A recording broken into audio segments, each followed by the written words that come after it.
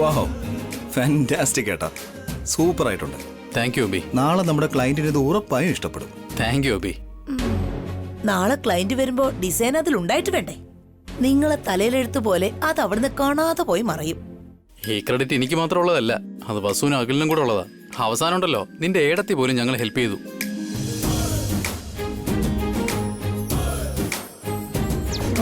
ഈ വയസ്സിൽ അവളുടെ നാണം കണ്ടില്ലേ? നീ എന്താ ഡാം പണിയാനാണ് അവനെ സഹായിച്ചത്, ഡിസൈൻ വരയ്ക്കാനല്ലേ? അങ്ങനെയാണെങ്കിൽ നാളെ മുതൽ നമുക്ക് ഏട്ടത്തെ ഓഫീസിലേക്ക് കൂട്ടിക്കൊണ്ടുപോയാലോ? വേണ്ട അബി, അടുക്കളയാ എന്റെ ഓഫീസ്, ഞാൻ എങ്ങോട്ടും വരുന്നില്ല. ഏട്ടാ, ഞാൻ ഒന്ന് ഫ്രഷ് ആയിട്ട് വരെ.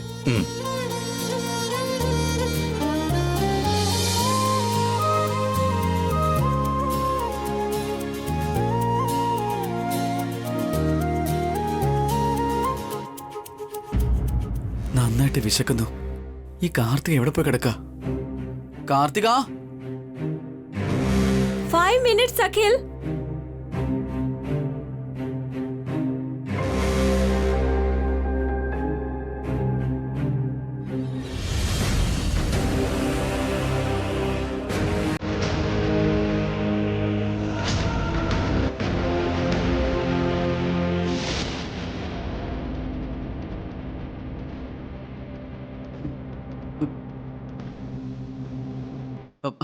കാർത്തിക, കാർത്തിക,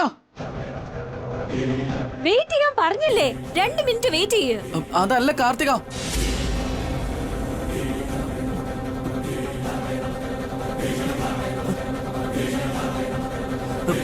കാർത്തിക, അയ്യോ, കൊല്ലം കൊണ്ടുവന്ന ആടിനെ പോലെ വിളിക്കുന്ന എന്തിനാ? 1 മിനിറ്റ് വെയിറ്റ് ചെയ്യ്.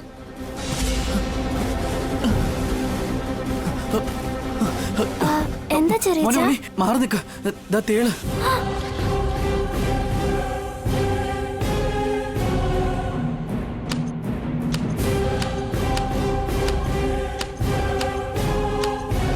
മോനെ സൂക്ഷിച്ച് ചെയ്യ.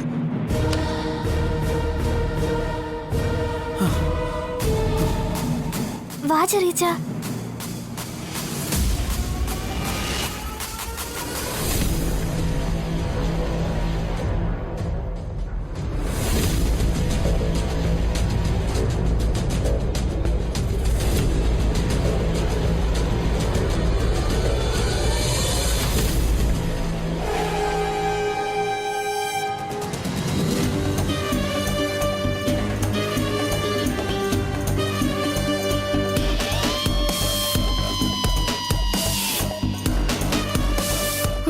അയ്യോ, എന്താ ഉണ്ണി, എന്താ ഇങ്ങനെ പരിഭ്രമിച്ചു വരുന്നേ? എന്തു പറ്റി? ഞാൻ കൂട്ടിക്കൊണ്ട് വരാന്ന് പറഞ്ഞതല്ലേ, എന്താ ധൃതി പിടിച്ചു വരണോ? നിന്നെ ഞാൻ എത്ര പ്രാവശ്യം വിളിച്ചടി? എന്നിപ്പോ തേള് കടിക്കുമായിരുന്നു. ഉണ്ണി വന്നതുകൊണ്ട് രക്ഷപ്പെട്ടത്.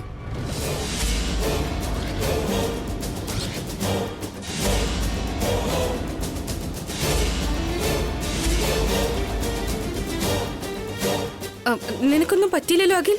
ഉണ്ണി, നിനക്ക് കുഴപ്പമൊന്നുമില്ലല്ലോ? എനിക്കൊന്നും പറ്റിയില്ല അച്ഛാ. ഉണ്ണി കാരണം എടുത്ത് ഞാൻ രക്ഷപ്പെട്ടത്. ഇല്ലെങ്കിൽ തേൾ എന്റെ കാലിൽ കുത്തിയേനെ.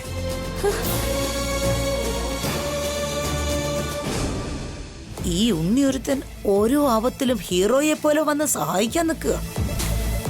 നീ എന്താ ചെയ്തോണ്ടിരിക്കുന്നത് കാർത്തിക? അഖിലിനെ നോക്കിക്കോളണമെന്ന് പറഞ്ഞിട്ട് എന്താ നീ അവനെ ശ്രദ്ധിക്കാത്തെ?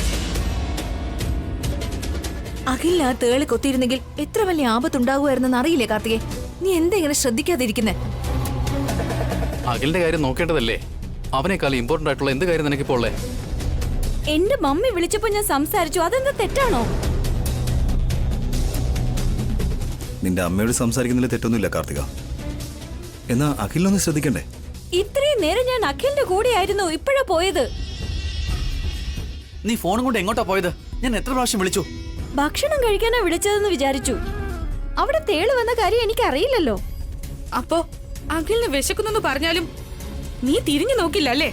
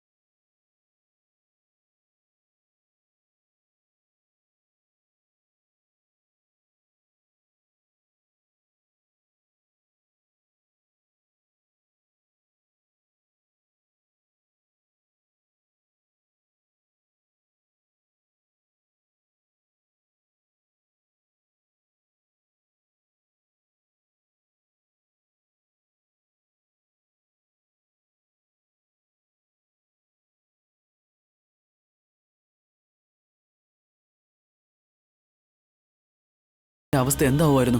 ഞാനിവിടെ ഉള്ളപ്പോ ഒരു കൊതുക് പോലും കടിക്കാൻ ഞാൻ സമ്മതിക്കില്ല ചെറിയച്ച. വിരലിന്റെ അത്രയില്ല, അവന്റെ ഒരു ബിൽഡപ്പും. ഇങ്ങനെ വർത്താനം പറഞ്ഞ് നിൽക്കാതെ ആഹാരം തരാനുള്ള വഴി നോക്ക്. വന്നേ, എനിക്ക് വിശക്കുന്നു.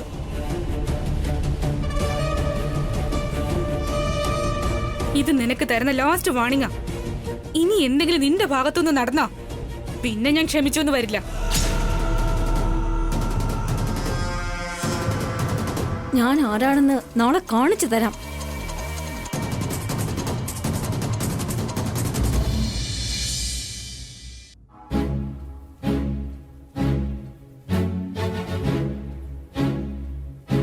ബർത്ത്ഡേ, നൂലുകെട്ട് ഇങ്ങനെയുള്ള ചെറിയ ഇവന്റുകൾ ചെയ്താൽ വലുതായിട്ട് പണം കിട്ടില്ല. അത് വെച്ച് കുടുംബം മുന്നോട്ട് കൊണ്ടുപോകാൻ കഴിയില്ല. വലിയ ഈവൻറ്റ്സ് ചെയ്യണമെന്നുണ്ടെങ്കിൽ അതിന് നല്ല ഇൻവെസ്റ്റ്മെന്റ് വേണം. അതിനാണെങ്കിൽ കാശുമില്ല. പെട്ടെന്ന് തന്നെ വേറെ എന്തെങ്കിലും ബിസിനസ് സ്റ്റാർട്ട് ചെയ്യണം. എന്നാലേ സർവൈവ് ചെയ്യാൻ പറ്റൂ. എന്ത് ചെയ്യാം? ആ ഏട്ടാ, എനിക്ക് ഏട്ടനോട് കുറച്ച് സംസാരിക്കാനുണ്ട്. എന്താ വസുന്ധര? നമ്മൾ കുറെ നാളായിട്ട് ഈ വീട്ടിൽ താമസമില്ലായിരുന്നല്ലോ. ഒരുപാട് സാധനങ്ങൾ വർക്ക് ചെയ്യുന്നില്ല. ഭാസ്കരേട്ടന്റെ റൂമിലെ AC വർക്കാവുന്നില്ല. കുട്ടികളുടെ റൂമിലെ TVയും വർക്കാവുന്നില്ല. ബാത്റൂമിലെ ഹീറ്ററും ചീത്തയായി. വാഷിംഗ് മെഷീൻ പോലും പ്രോബ്ലം ആയിട്ടിരിക്കുക. എല്ലാം ഒന്ന് മാറ്റി പുതിയത് വാങ്ങണം. എല്ലാം ഞാൻ കണക്ക് കൂട്ടി നോക്കി. ഏകദേശം 2 ലക്ഷം രൂപ വേണ്ടി വരും. അതുമാത്രമല്ല, കുട്ടികളുടെ ഷൂസ്, ഡ്രസ്സ് എല്ലാം പഴയതായിപ്പോയി. അതെല്ലാം വാങ്ങണം. നമ്മളാ പഴയ വീട്ടിലേക്ക് പോയപ്പോ കുട്ടികളുടെ സ്കൂള് പോലും മാറ്റിയിരുന്നില്ല ഏട്ടാ. വീണ്ടും നമുക്ക് ആ പഴയ സ്കൂളിലേക്ക് അയക്കാം. വസുന്ധര, ആ എന്താ ഏട്ടാ? അത് അതിൻ്റെ ആവശ്യമില്ല വസുന്ധര. കുട്ടികള് ഈ സ്കൂളിൽ തന്നെ തുടർന്ന് പഠിക്കട്ടെ. അതൊരു ചെറിയ സ്കൂളല്ലേ. അപ്പോഴത്തെ നമ്മുടെ സാഹചര്യം കൊണ്ടല്ലേ അവരെ നമ്മൾ അവിടെ ചേർത്തത്. ഇപ്പൊ നമുക്ക് നല്ല സിറ്റുവേഷൻ അല്ലേ. നമുക്ക് ആ പഴയ സ്കൂളിൽ തന്നെ ചേർക്കാം. ഈ പകുതി വെച്ച് അങ്ങനെ മാറ്റേണ്ട ആവശ്യമുണ്ടോ? നമുക്ക് അടുത്ത വർഷം മാറ്റാം.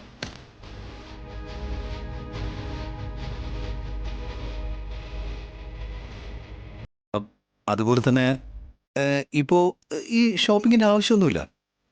പഴയ ഡ്രസ്സും ഷൂസും ഒക്കെ വെച്ച് തന്നെ മാനേജ് ചെയ്യാൻ നോക്ക്.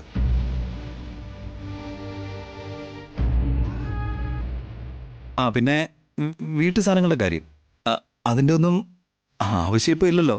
നമുക്കത് പിന്നീട് നോക്കാം. എങ്ങനെയെങ്കിലും ഒന്ന് അഡ്ജസ്റ്റ് ചെയ്യാം. ഏട്ടൻ തന്നെയാണോ ഇങ്ങനെയൊക്കെ പറയുന്നത്?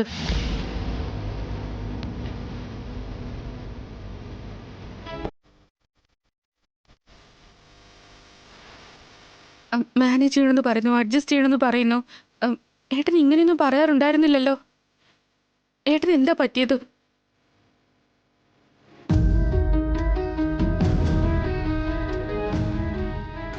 അത് ഒന്നുമില്ല വസുന്ധര. കുറച്ച് നാളത്തേക്ക് പുതിയ ചെലവുകൾ എടുക്കാതിരിക്കുന്നതാണ് ഇപ്പം നല്ലത്.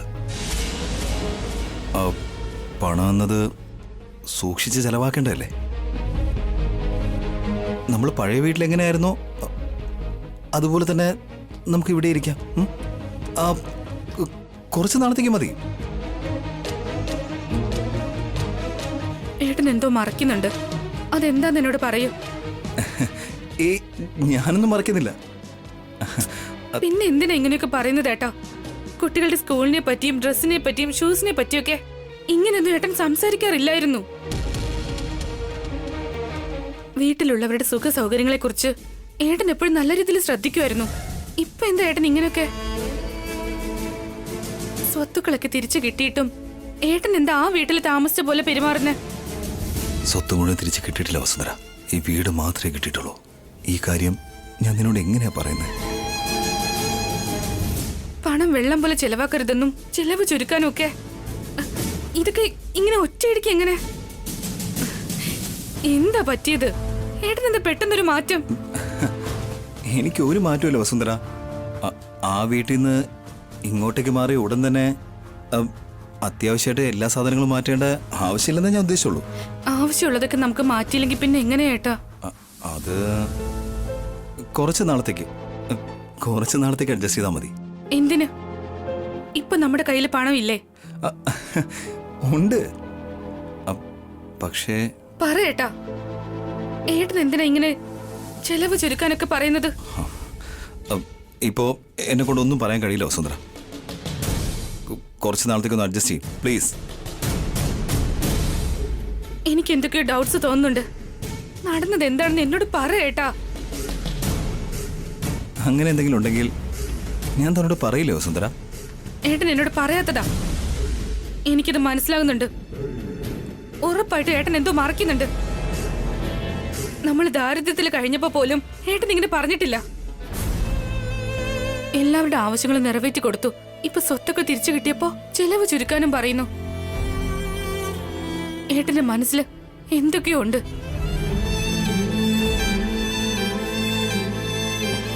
ഒന്നുമില്ല വസുന്ധര, താൻ ഒരുപാട് ചിന്തിച്ചു കൂട്ടില്ല കേട്ടല്ലോ. കുറച്ച് വെള്ളം കൊണ്ടുവരാം. ഉറപ്പായിട്ടും എന്തോ ഉണ്ട്. അതെന്താന്ന് കണ്ടുപിടിക്കണം.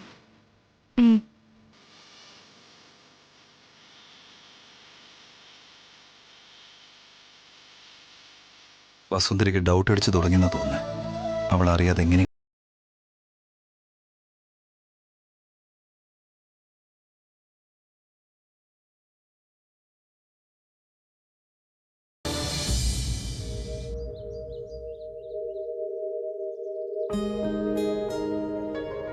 ഉണ്ണി, അനു, കീർത്തി, സൂക്ഷിച്ചു പോയിട്ട് വരണേ. ബൈ. ബൈ അമ്മേ. ബൈ അമ്മേ. ബൈ ചേച്ചാ. ബൈ.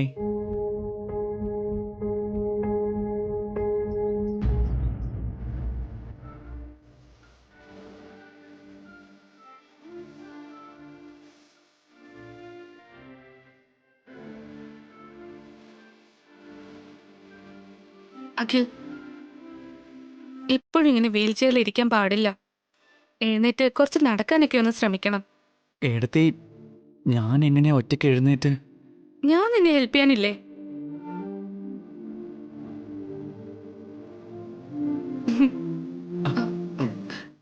എടുത്തി, എന്റെ കാലിൽ എടുത്തി പിടിക്കാന്ന് പറഞ്ഞ. അതൊന്നും സാരമില്ല അഖിൽ. നീ എന്റെ ഉണ്ണിയെ പോലെ തന്നെയല്ലേ?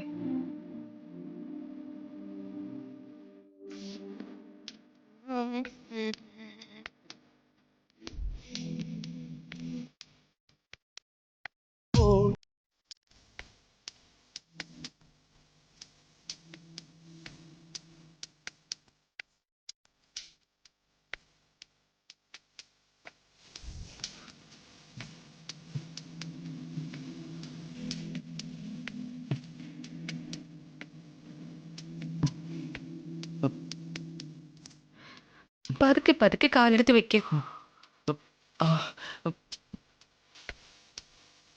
പതുക്കെ ട്രൈ ചെയ്ത് നോക്ക്.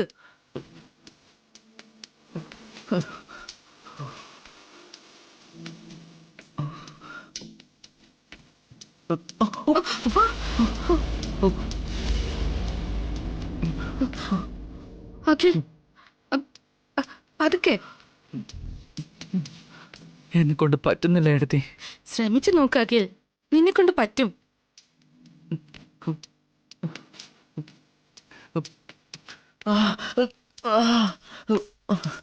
ഭയങ്കര വേദന എടുത്തി. നമ്മൾ പരിശ്രമിച്ചാലേ അതിന്റെ ഫലം കിട്ടുള്ളൂ അഖിൽ. പതുക്കെ നടന്നു നോക്ക്.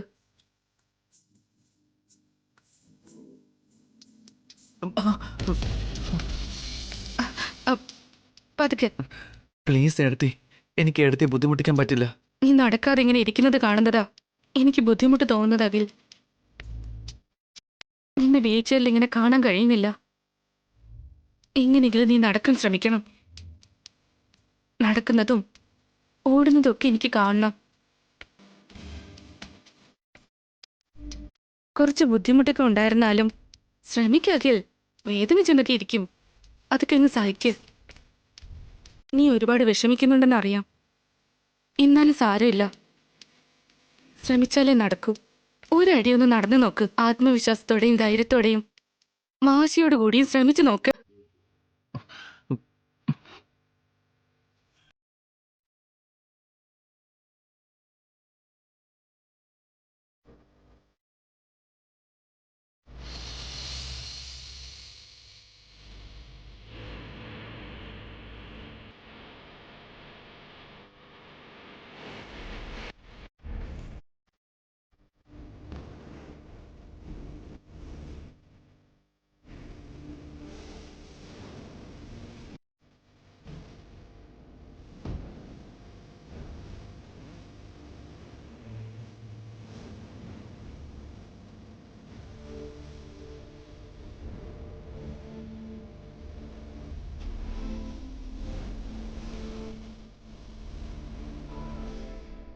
അഖിലിനെ വസു നടത്തിക്കുമ്പോ ഒരു കൊച്ചുകുട്ടിയെ അമ്മ നടത്തിക്കുന്നത് പോലെ ഉണ്ടല്ലേ ഏട്ടാ?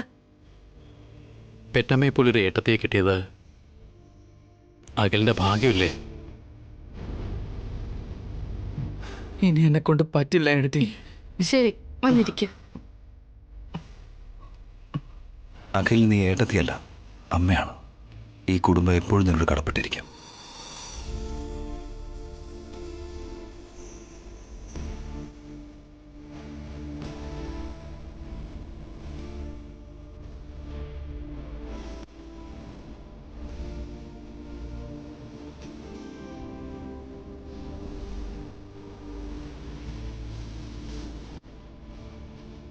അഖിൽ, നീ റെസ്റ്റ് എടുക്ക കേട്ടോ. ഞാൻ പോയി പാലെടുത്തിട്ട് വരാം. പാല് കുടിച്ചാ എല്ലിനൊക്കെ ബലം വരും. നീ നിക്ക് വസു, ഞാൻ പോയി കൊണ്ടുവരാം. ശരി.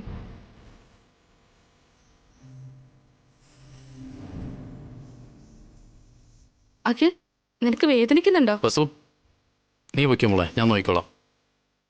ശരി, ഞാൻ ടാബ്ലറ്റ്സ് എടുത്തിട്ട് വരാം.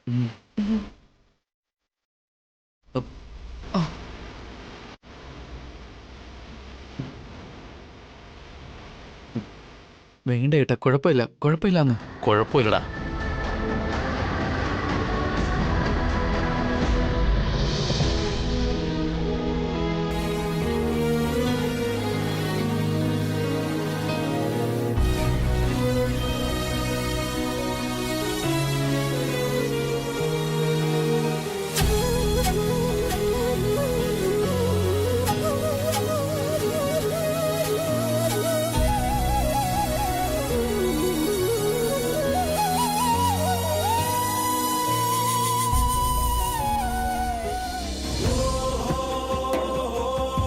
അഖിൽ, പാലെടുത്തോ.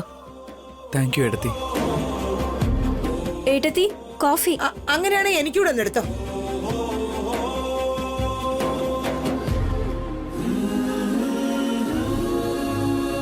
ഇവർക്ക് രണ്ടിനും വേറെ ജോലിയൊന്നുമില്ല. വീട്ടിലെ വേസ്റ്റ് ഇവര്. ഛീ, ഏട്ടത്തി.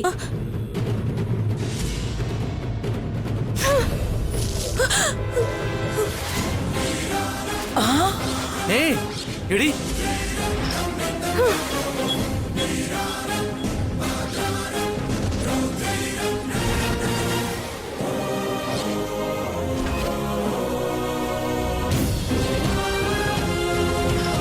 ഇത് കോഫിയാണോ കഷായാണോ?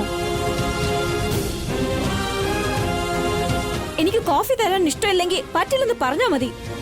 ഇങ്ങനെയുള്ള വൃത്തിയുടെ കോഫിയാണോ തരുന്നേ? ഇതിനു പകരം വിഷം തന്നാ മതിയായിരുന്നു.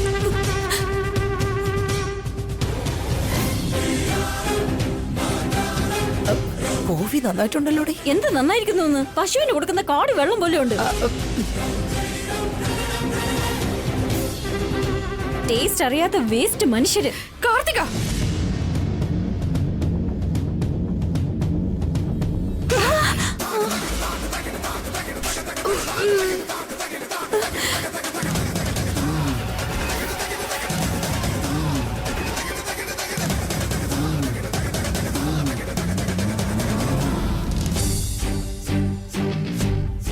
എന്നെ അടിക്കുന്നോ? ഒന്നുകൂടി കൊടുക്ക എടുത്തി. അവളുടെ അഹങ്കാരം മാറുന്നവരെ കൊടുക്ക. അടിക്ക് മാത്രമല്ല, കൊന്നുകളെ നിന്നെ. ചേച്ചിയുടെ മുഖത്ത് കോഫി എടുത്ത് ഒഴിക്കുന്നോ? നിനക്കെന്താ ഭ്രാന്ത് പിടിച്ചോ? ചേച്ചി നിനക്ക് കോഫി തരുന്നതേ വലിയ കാര്യം. അതിന് താങ്ക്സ് പറയുന്നതിന് പകരം ചേച്ചിയുടെ മുഖത്ത് കോഫി എടുത്തൊഴിച്ച് ഹേർട്ട് ചെയ്യുന്നോ? ചേച്ചി അപമാനിക്കുന്നോ? നിന്റെ കണ്ണ് ഞാൻ ചൂഴ്ന്നെടുക്കും. നീ എന്താ വിചാരിച്ചേ? അവളുടെ അഹങ്കാരം തന്റെ ഇടം കൂടിപ്പോയിരിക്കെ എടുത്തി. ഇവളെ ഇങ്ങോട്ട് കൂട്ടിക്കൊണ്ടുവരണ്ടെന്ന് ഞാൻ എത്ര തവണ എടുത്തിട്ട് പറഞ്ഞതാ. ഇവള് മാറില്ലെന്ന് ഞാൻ സത്യം ചെയ്ത് പറഞ്ഞതാ. നിങ്ങളാ ക്ഷമിച്ച് ഇങ്ങോട്ട് കൊണ്ടുവന്നത്. ഇവൾ ഈ ജന്മത്തിൽ നന്നാവാൻ പോകുന്നില്ല.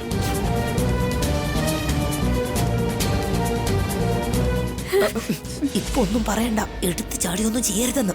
നിന്നെ ഇപ്പൊ വേണമെങ്കിൽ അവര് വീട്ടിൽ നിന്ന് പുറത്താക്കും. ഭാവനയോട് സോറി പറ.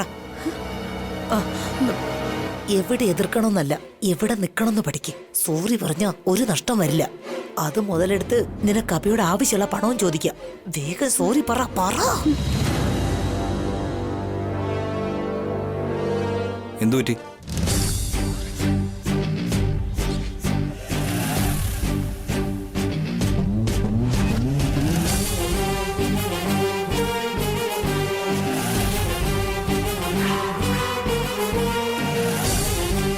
പറയടി. സോറി ഏട്ടത്തി, ഐ എം വെരി സോറി. ഞാൻ മനഃപൂർവ്വം ചെയ്തതല്ല, ഏതോ അബദ്ധം പറ്റിയതാ.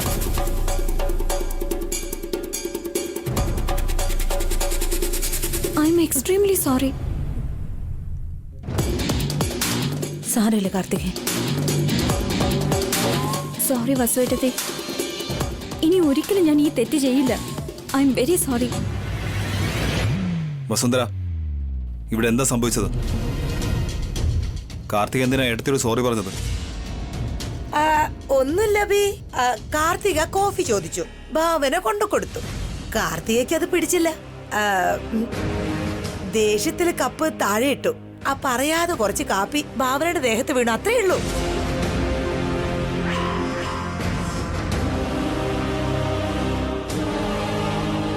അതെ അഭിയേട്ടാ, അറിയാതെ ചെയ്തു പോയതാ. സോറി.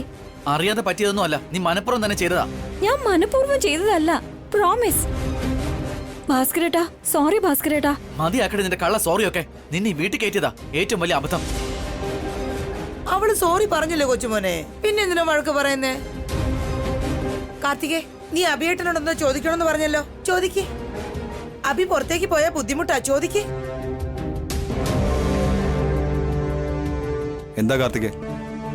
അത് അഭിയേട്ടാ, എനിക്ക് 5 lakhs ആവശ്യമുണ്ട്, തരണം.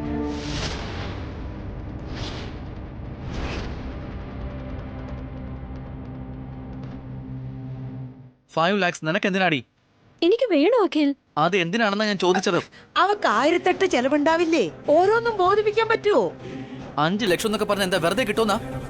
നിങ്ങൾ എന്തിനാ എവളെ സപ്പോർട്ട് ചെയ്യുന്നേ? ആ കുടില് കിടന്നപ്പോ ഓരോ പൈസക്കും ബുദ്ധിമുട്ടായിരുന്നു. ഇപ്പൊ സ്വത്ത് കിട്ടിയില്ലേ, പിന്നെ പണം കൊടുക്കാൻ എന്താ പ്രയാസം? സ്വത്ത് വന്നു പറഞ്ഞ് എന്തെല്ലാം നശിപ്പിച്ച് കളയണോന്നാ? ഞാൻ 5 ലക്ഷമാ ചോദിച്ചത്, സ്വത്ത് മുഴുവനും അല്ല.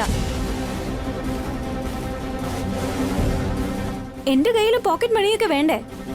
ഞാൻ ജോലിക്ക് പോവാന്ന് പറഞ്ഞപ്പോ വേണ്ടെന്ന് പറഞ്ഞു.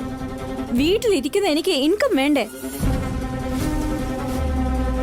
എനിക്ക് പണം ആവശ്യം വരുമ്പോഴൊക്കെ കൈ നീട്ടി യാചിക്കേണ്ട ആവശ്യമൊന്നുമില്ല. അതുകൊണ്ടാ ഒറ്റ തവണയായിട്ട് 5 ലക്ഷം ചോദിച്ചത്. എന്തായാലും അഭി സ്വന്തം പോക്കറ്റിൽ നിന്നൊന്നും പണം എടുത്തു കൊടുക്കണ്ടല്ലോ. ഇത് കുടുംബ സ്വത്തല്ലേ? അങ്ങനെയെങ്കിൽ ഇവൾക്കും പങ്കുണ്ടായിരിക്കല്ലോ.